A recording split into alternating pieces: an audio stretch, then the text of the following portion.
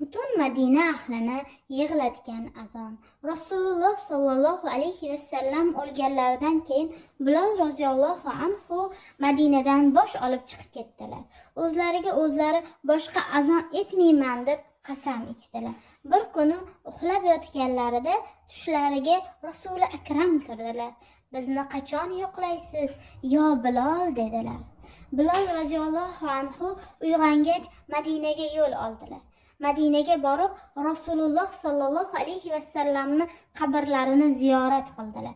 Shunda Nabiy akram sollallohu alayhi vasallamni farzandlari, nabiralari, ikki ko'zlarini nuri bo'lgan Hasan va Husayn Bilol roziyallohu anhuning yonlariga yugurib kelib, Bilol roziyallohu anhudan azon aytishni iltimos qilishdi.